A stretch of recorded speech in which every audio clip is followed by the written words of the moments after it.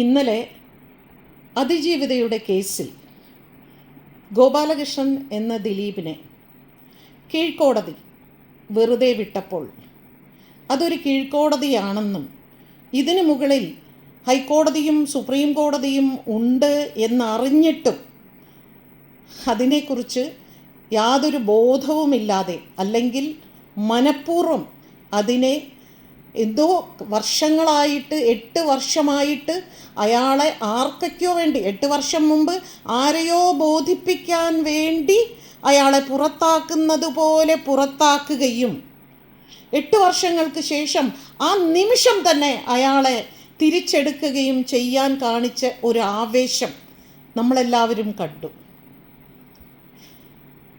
എനിക്ക് വ്യക്തിപരമായിട്ട് ഞാനൊരു സിനിമാ പ്രവർത്തക എന്ന നിലയിൽ എനിക്ക് അപമാനമാണ് തോന്നിയത്. കാരണം ഇത് വെറും കീഴ്ക്കോടതി വിധി മാത്രമാണ്.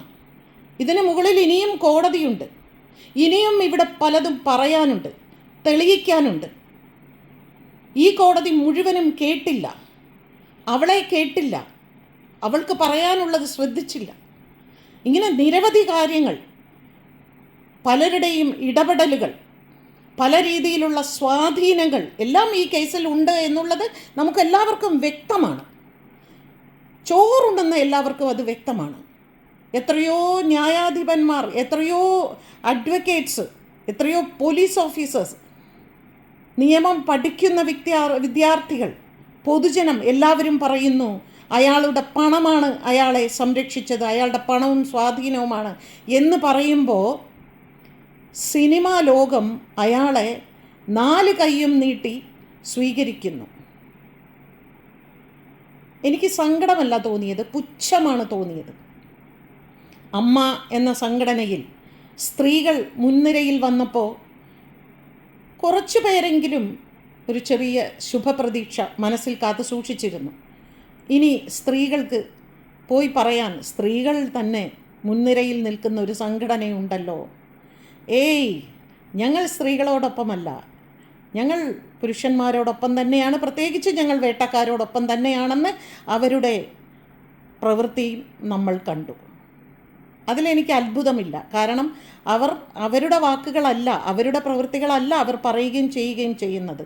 അവർക്ക് പിന്നിൽ നിന്ന് ശബ്ദം കൊടുക്കുന്നവരുടെ വാക്കുകൾ അവർ പുറത്ത് ഉച്ചരിക്കുകയാണ് ചെയ്യുന്നത്. മറ്റൊരു സംഘടന ഫെഫ്ക. ഞാൻ ഫെഫ്ക രൂപീകരിക്കുമ്പോൾ അവരോടൊപ്പം നിന്ന ഒരു വ്യക്തിയാണ് ഞാൻ. ഒരുപാട് പ്രതീക്ഷകളോടുകൂടി തന്നെ ഞാൻ ആ ഫെഫ്കയിൽ സഞ്ചരിച്ച ഒരു വ്യക്തിയാണ്.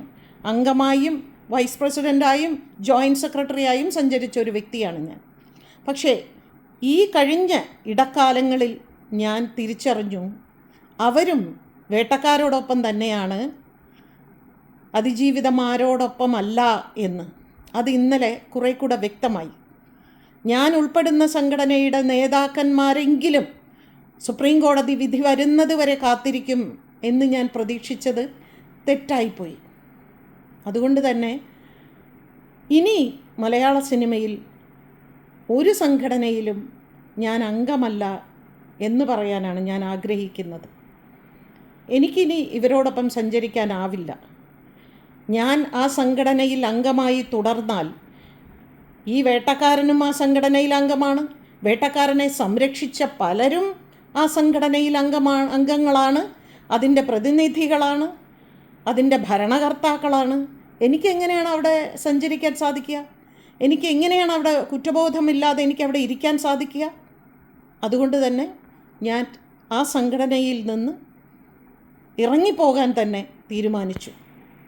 മുൻപൊരിക്കൽ അയാളെ വെച്ച് ഈ സംഘടനയുടെ സെക്രട്ടറി ഒരു സിനിമ ചെയ്തപ്പോൾ ഞാനന്ന് പറഞ്ഞതായിരുന്നു, ഇത് നിങ്ങൾ ചെയ്യുന്നത് തെറ്റാണ് എന്ന്. പക്ഷേ അദ്ദേഹം ആ സിനിമ ചെയ്തു. അന്ന് ഞാൻ എൻ്റെ രാജിക്കത്ത് ഞാൻ കൊടുത്തിരുന്നു. പക്ഷേ പിന്നീട് പലരുടെയും, എൻ്റെ ഡബ്ബിംഗ് ആർട്ടിസ്റ്റുകളുടെ പലരുടെയും ആവശ്യപ്രകാരം അവർ ചേച്ചി ഇല്ലെങ്കിൽ ഞങ്ങൾക്ക് മുന്നോട്ട് വഴി നടത്താൻ ഞങ്ങൾക്കൊരാളില്ല എന്ന് പറഞ്ഞതുകൊണ്ട് മാത്രമാണ് ഞാൻ വീണ്ടും ആ സംഘടനയുമായി സഹകരിക്കാൻ തീരുമാനിച്ചത്. പക്ഷേ ഇന്ന് എനിക്ക് മനസ്സിലായി, ഇനി ഞാൻ ഈ അനീതിക്ക് കൂട്ട് നിൽക്കരുത്. ഞാനിനി ഇവരോടൊപ്പം സഞ്ചരിച്ചാൽ അത് ഞാൻ എന്നോട് ചെയ്യുന്ന ഒരു തെറ്റാണ്, ഞാൻ അതിജീവിതയോട് കാണിക്കുന്ന തെറ്റാണ്. രണ്ട് വള്ളത്തിൽ കാല് വയ്ക്കാൻ എനിക്കറിയില്ല, ഇരട്ട നിലപാടെടുക്കാനും എനിക്കറിയില്ല. ഈ പണ്ടാരോ ഒരു വാക്ക് പറഞ്ഞിട്ടുണ്ട്, ഒരു റേപ്പ് നടക്കുമ്പോൾ ഒന്നുകിൽ നമുക്ക് നീതിയോടൊപ്പം നിൽക്കാം, അല്ലെങ്കിൽ അനീതിയോടൊപ്പം നിൽക്കാം.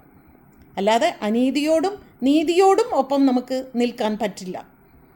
ഈ പറയുന്ന അമ്മ എന്ന സംഘടനയിൽ ഭാരവാഹികളോ ഫെഫ്ക എന്ന സംഘടനയിലെ ഭാരവാഹികളോ അവൾക്ക് ഈ ദാരുണമായ ഒരു സംഭവം നടന്നപ്പോൾ അവളെ ഒന്ന് പോയി കാണാനോ അവളെ ഒന്ന് ആശ്വസിപ്പിക്കാനോ ഇവരാരും തയ്യാറായില്ല. എന്നിട്ട് ഇവരെല്ലാവരും ഞങ്ങൾ അവളോടൊപ്പവുമാണ് അവനോടൊപ്പവുമാണ് എന്ന് പറഞ്ഞവരാണ്. അങ്ങനെ ഒരു നിലപാടുണ്ടോ? നമുക്ക് രാഷ്ട്രീയത്തിലാണെങ്കിൽ പോലും ഞാൻ രണ്ട് പാർട്ടിയിലും അംഗമാണെന്ന് നമുക്ക് പറയാൻ പറ്റുമോ?